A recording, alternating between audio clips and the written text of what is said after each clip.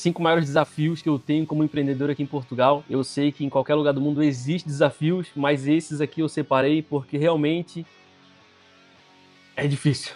E antes que alguém venha comentar, pô, é só 5, 5, 5 aquilo, 5 aquilo. 1 é pouco, 10 é muito e 5 tá no meio. Então eu vou trazer 5 tópicos. Você fica até o final do vídeo, se inscreve no canal e vai comentando aqui se você concorda ou não com as minhas opiniões. O primeiro desafio que eu tenho aqui em Portugal de empreender, as pessoas reclamarem do preço alto. O cliente geralmente acha o valor do trabalho alto. Mas isso eu entendo, claro, porque Portugal tem um dos menores salários da Europa. Então as pessoas elas já têm essa cultura de economizar o máximo possível. Para você ter ideia, você vai num café aqui, as pessoas contam as moedinhas para pagar o café. É isso mesmo. Sabe aquela moedinha de 1 centavo que você joga fora? Aqui as pessoas guardam e quando você vai comprar um café que custa 77 cêntimos, eles vão te dar os 77 cêntimos. E se você vende alguma coisa por R$1,99, meu amigo, você tem que andar com uma sacola com uma moeda de 1 cêntimo, porque aquele 1 cêntimo você vai ter que dar de troco. Então é muito difícil aqui tu gerar valor pro teu produto, principalmente na minha área, na área de climatização. Eu entendo isso, claro que eu tenho ótimos clientes aqui que não me pedem descontos ou não me pedem preços, eles simplesmente se importam com a qualidade. Mas isso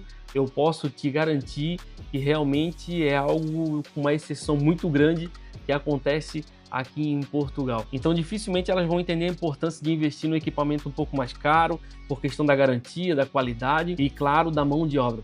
Eu canso de atender cliente que comprou no lugar mais barato, com a instalação mais barata e acaba se arrependendo. E eu vou lá, tenho que arrumar um trabalho, paga mais caro do que eu já havia cobrado, porque para te consertar algo que foi mal feito, acaba se tornando mais caro do que quando você paga para fazer bem feito na primeira vez. Desvalorização do trabalho qualificado. Aqui em Portugal, um desafio que eu tenho muito grande é vender uma mão de obra qualificada. As pessoas aqui elas estão habituadas, qualquer pessoa pode fazer qualquer coisa. Por exemplo, um trulha pode fazer uma parte de elétrica, geralmente o picheleiro faz a pré-instalação, geralmente o picheleiro vende a bomba de calor e instala a bomba de calor, geralmente um picheleiro ele faz a parte da instalação do ar-condicionado e às vezes até alguns eletricistas se arriscam nessa área. Então, infelizmente, como as pessoas aqui gostam de economizar o que podem, elas acabam aceitando essa mão de obra não qualificada e, é claro, acaba prejudicando uma empresa como a minha que investe em mão de obra qualificada, em formação, em certificados, mas enfim, essa é mais uma dor que eu tenho de empreender aqui em Portugal. Antes do próximo tópico, quero te lembrar de deixar o like, se inscreve no canal e comenta aqui o que você está achando. Comenta aqui também o que você pretende empreender no próximo ano que está chegando. Gestão de recursos e logística. Pensa no lugar difícil de achar uma mão de obra qualificada. É aqui em Portugal. Para todas as áreas que eu conheço pessoas que empreendem, todas as áreas que eu estou envolvido de alguma forma, requer pessoas qualificadas, seja para pedreiro ou trolha, como se chama aqui, encanador ou picheleiro, eletricista. Na minha área da climatização, como é difícil de encontrar alguém qualificado de verdade. Não o Zé que diz que faz, estou falando do cara que realmente tem certificação, do cara que sabe o que está fazendo, de um cara que é especializado para fazer uma coisa, não daqueles que faz tudo. Do que faz tudo aqui tá cheio, mas quem faz muito, pouco faz, e essa é a realidade. IVA.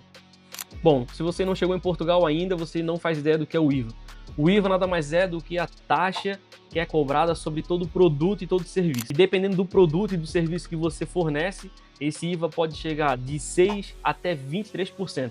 Por exemplo, na minha área, que é a área de ar-condicionado, a gente paga e cobra 23% em cima de todo o equipamento, em cima de todo o trabalho que é realizado. Além do IVA, que implica muito no orçamento, existem outras taxas, como IRC, segurança social e taxas municipais, por exemplo. Então, todo esse custo ele acaba pesando no orçamento de uma empresa que tem as suas obrigações tributárias a pagar. E o seu Manuel, que vem com recibos verdes, que não paga nada disso, ele acaba conquistando o cliente não pela qualidade, não pelo produto que ele vai entregar, mas simplesmente pelo valor final que vai estar lá no orçamento. O cliente, quando vê o valor final no orçamento, muitas vezes ele deixa de analisar a descrição que tem no orçamento, como o equipamento, classificação energética, o material que vai ser usado, o tempo que vai ser feito, faturas. Como eu disse, aqui em Portugal existem várias taxas que as empresas têm que pagar ao governo. E claro que nem todo mundo faz isso. Muita gente aceita a fazer o trabalho sem fatura, por exemplo, e isso pesa muito no orçamento. Por exemplo, uma pessoa que quer uma prestação de serviço e ela não quer a fatura, o orçamento dela reduz 23%. Só que isso acaba implicando e dificultando a vida de quem tem uma empresa, de quem paga toda a taxa tributária para o governo. Lembra quando eu falei que muitos clientes eles reclamam do preço alto por esse motivo? O nosso preço é mais alto porque a gente tem uma empresa certificada, paga-se todas as taxas ao governo, segurança social, como se fosse o INSS do Brasil, pagamos o IRC, que é o imposto de renda da empresa. Então existe isso tudo incorporado dentro do orçamento. E quando chega lá o seu Manuel que faz com recibo verde, e às vezes nem fatura ele cobra, o meu orçamento que deu 1.000, o dele vai dar menos de 500 euros. E aí o cliente não se importa com o que vai ser feito lá e da forma que vai ser feito. Ele simplesmente aceita o mais barato. E além de todas essas taxas que estão incluídas no nosso orçamento, nós temos que ter um seguro chamado responsabilidade civil. Se acontecer qualquer tipo de acidente dentro da casa do cliente, a nossa seguradora vai ressarcir esse cliente.